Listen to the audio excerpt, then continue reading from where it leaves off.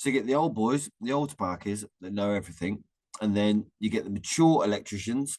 I class myself as a mature electrician, and then your young blood, the lads that are training to be electricians today. We all learn how to be an electrician from somebody. It's the way we learn, sort of thing, as humans, and it comes down in the generations to who we learn from, because there's only so much you can learn from a textbook at college.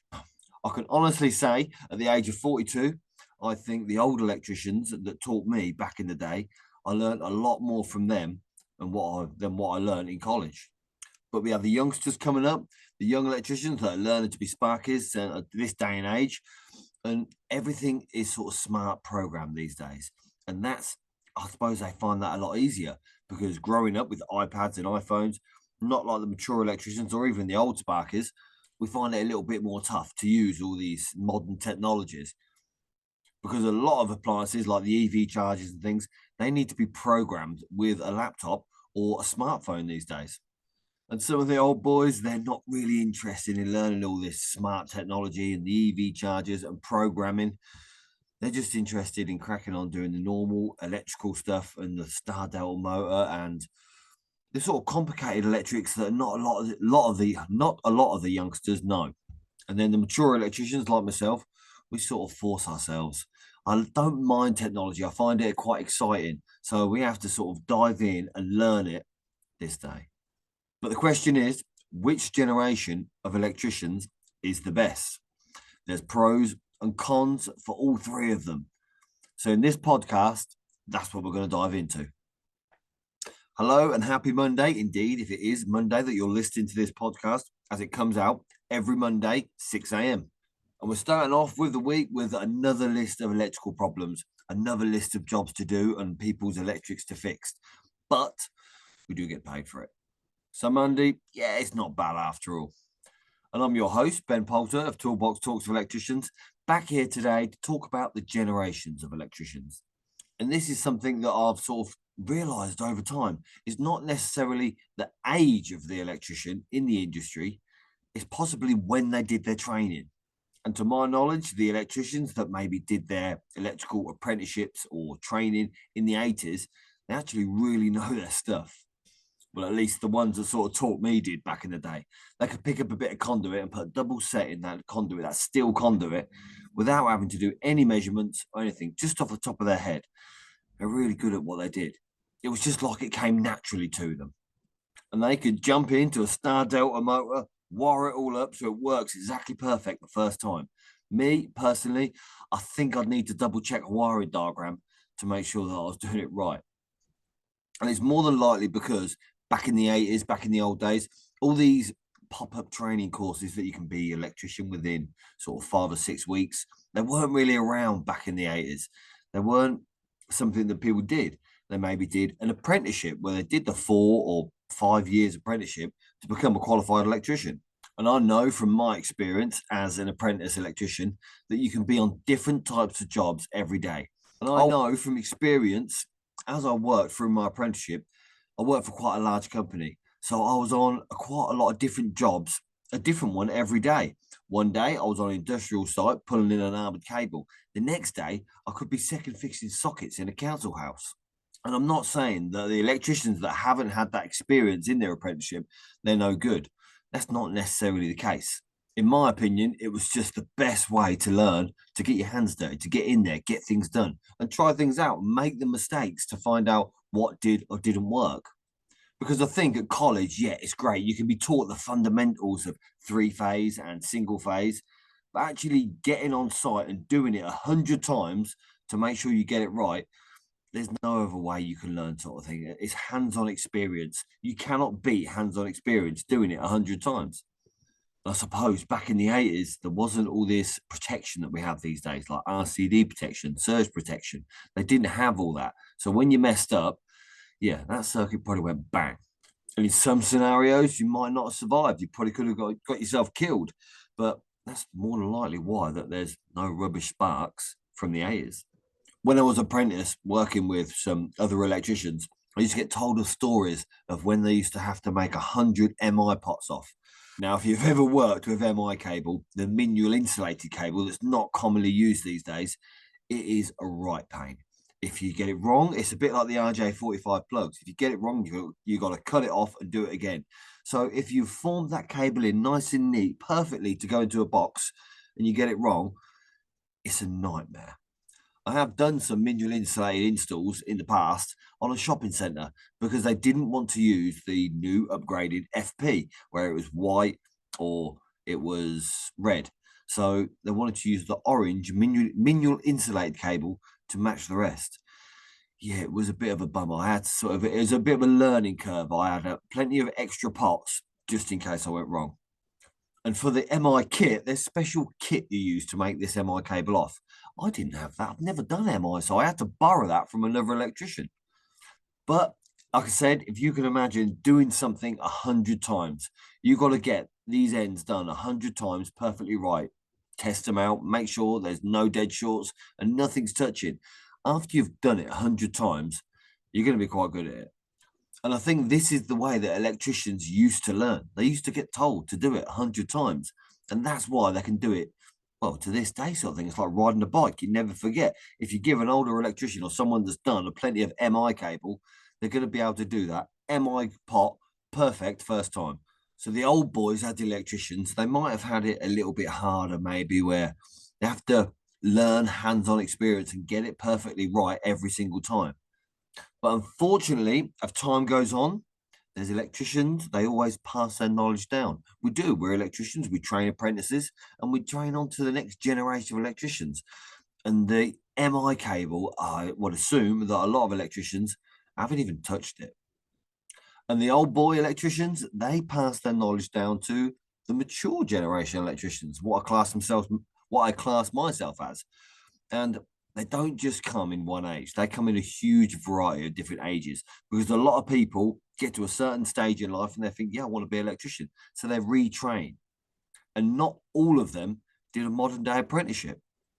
And I would say that a good percentage of them have never even touched MI cable, let alone been told to make it off 100 times.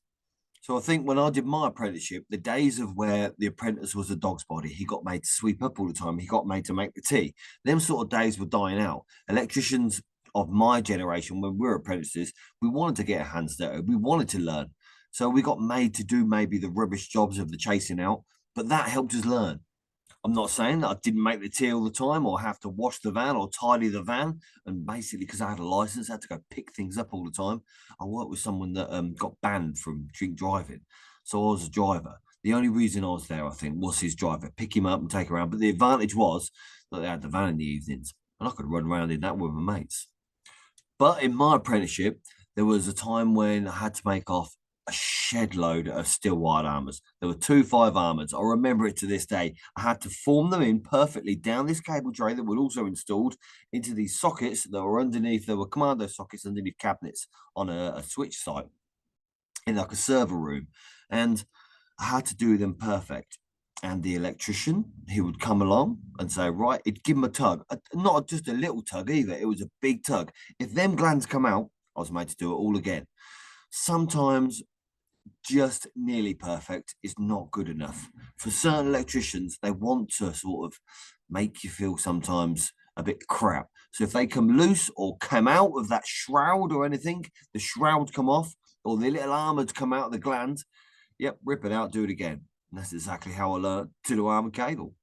Because at the time, when the electrician comes up and he tugs on it really hard, you think, hey, that's never going to happen. They're going to tug on it like that. No one's going to get underneath this floor and tug on the armored cable out the socket. So it's not dangerous. If I ain't nicked it right up nice and tight, it doesn't matter.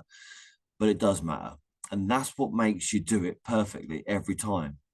And I do look back now and think, yep, them little lessons that I learned that you think, it doesn't matter, I'll just do it with my fingers. They'll never know. They do know because I tug on it. And it makes you want to be, it makes you be a better electrician by not doing these little shortcuts. And I think when you're an apprentice as well, being inquisitive is a great idea. Ask 1,000 questions. Why do you do this? If you don't understand why someone's doing something, ask them. So why are you doing it like this? Why are you doing it like that? And any electrician, sometimes because they like to explain, they explain in great detail why this is 2.5, why this is a 16 amp MCB, why it's protected by this sort of fuse, and then how long the cable run is, maybe the bolt job. They might go into more detail than you actually need, but sometimes it's great to know and it will help you out in college. Because a lot of the time, if you ask an electrician how it's done or why it's done, they'll explain to you and then make you do it. And then you'll understand even more so because you'll be actually doing it hands on yourself. And that's exactly what happened with my apprenticeship. And I think what helped me get through my apprenticeship and get qualified. And in the 90s, when I did my apprenticeship, there was a lot of Sparkies on the course with me that only did domestic dwellings, that only did like houses. And they were sent to college to be able to learn how to wire a house to be that electrician for that building company. There wasn't really much need for them to be interested in three-phase motors because they'd never done it or never even seen it, let alone anything to do with DC power. And I think this is where maybe electricians, they started to deteriorate over time. And when I say deteriorate, I don't mean that some electricians are thick and they can't do it. I mean that they changed avenues. If you're an electrician back in the day, you could do everything. You could do industrial, commercial, and domestic. But these days, people specialize more in industrial, commercial, and domestic. So they run a business by doing a domestic electrician company, or they might just do electrical on industrial. They might just do electrical on commercial and industrial through subcontracting. Because if you take some electricians, maybe take them out of their comfort zone in an industrial environment where they've been working and ask them to do some wiring for a kitchen, refit a kitchen, they won't enjoy it. They won't enjoy routing cables in the certain prescribed zones and then getting things spot on. I think in a kitchen, you need to get things spot on, like the socket or the outlets to a certain position, because people are going to come along and put the appliances in or put the kitchen in. I think a lot of electricians that are from industrial, commercial industry, it doesn't matter too much where they are because they can be shifted over, shift to the left, shift to the right. But in a domestic dwelling, you've got to have things done to that millimeter. And that's what I enjoy, being a bit of a perfectionist when I'd redo a kitchen. You do things exactly to the drawing, exactly where the customer want things, and then everything runs smoothly. The electricians that work on these big commercial or industrial sites, they'll turn around and go house bashing. House bashing is for peasants. You're a peasant electrician if you do house bashing. But I think the most you get paid is probably £30 an hour on site. And they're only saying that because they can't be asked to go out and start their own business. But saying that, that's not for all electricians. Some electricians, all they do is industrial or commercial work, which is also a good thing. I think some electricians, maybe they're stuck in the subbing cycle. They go on, they know so many sites that they go subbing to, and they've also got to lodge out. Well, I've been there and done that and had enough. I do prefer to do domestic houses these days and do wiring on maybe extensions or even new builds or rewires. I enjoy doing that a lot more because, for a lot of reasons, like you got the kettle, it's a lot more laid back, so you can have a cup of tea when you want. But to be honest with you, thinking about it, I wouldn't mind jumping on site every now and again for a week or two because it's quite a bit of a laugh. Now, the young bloods are the young blood electricians. They're the ones that possibly actually count. Because let's be honest, all us mature electricians, we're looking forward to retirement. And there are a limited amount of apprenticeships around for young electricians that want to train to be qualified. I say limited, but there are about. If you look and dive deep into it and you put yourself out there, you will be able to find an apprenticeship. There's plenty of companies out there that are looking for apprentices that want to train them up to be a qualified electrician. But the younger generation, in my opinion, they haven't got any patience. They want everything now, now, now. A 3-year apprenticeship, nah, thanks. I'll just do a 3-week course at college and that'll do me. I'll be qualified then. That's the sort of mentality that I think of a lot of youngsters have got. But again, this is not every single person. This is just the majority of some electricians that I've seen. I've met both. There are apprentices that understand that experience comes with time. So they just want to do as much work as they can. They work full time at their job with maybe their company as their apprenticeship, but then they'll also do work on the weekend as well to get that little bit of extra money. I say a little bit of extra money, but a bit of extra experience as well. Maybe they're doing different jobs, because some electricians, they might just work on site where they do cable tray. And as an apprentice on site, you do get to do cable tray. You get to cut the rods. You've got to cut the unistrut with the drop saw all the time. You get to do a bit of the crap jobs. But if you're looking for maybe work on a domestic dwelling, you could do that on the weekend as well with someone, a smaller company, a one-man band maybe. And that's what a lot of, I know, electricians are doing to try and get their money up and get a bit more experience, because they've got a plan in their head that they want to run their own business one day. And then there is some guys that want to get qualified as soon as possible. They want to get their ticket. They want to get their bit of paper. They want to get their gold card, just so they can start up their own business and start earning decent money. I have spoke to one electrician. He got qualified in the electrical industry as a qualified electrician. He got his gold card, but then he went off and started a LED lighting company, his own company. I think so many electricians, they want a certain pack. They like buying the pack of LED strip, whether it's cob, whether it's the color changing LED, or it works with the smart controls with your app. They want to buy it as a pack, and it comes to the house and they just put it in. That's all they want to do. Well, this guy, he saw a gap in the market, and that's exactly what he does. He makes the kit up. If you want 20 meters of an LED tape, he'll solder it all for you, and he'll make that kit specially for you. I think he saw a gap in the market and made a business around it. Now, is that downright lazy because he couldn't be out and go to wirehouses or rewire buildings? Or is it downright genius? With the electrical industry forever changing, you've got EV chargers, you've got solar power, you've got wind turbines. There's people that are breaking away and specializing in one specific area. And in my opinion, that is a fantastic idea what to do, because you don't want to be the specialized person that does it all. So you do wind turbines, EV chargers. If you do everything, your van's going to be full of all this different kit, because if you do network cabling, you need different kit for that. If you do CCTV, you need different kit for that. So if you specialized in one area and build your business around that, I know so many people that have got plenty of work specializing or niching right down in one specific industry. And what I've seen with a lot of electricians as well, because the young bloods, or maybe even the older electricians, the mature electricians, they're also doing it. It's with the power of social media. They're using their knowledge to create a following online to help others train to be an electrician. And by doing that, they're also generating another stream of income. Because if you go now to YouTube, put electricians in that search bar, you see how many electricians come up. There are electricians online with over 100,000 followers. And I spoke to a few of them, and they do get reached out by bigger companies that want to sponsor them for maybe their YouTube channel. And then they make quite good money from it. So I think it's quite a good business to be in.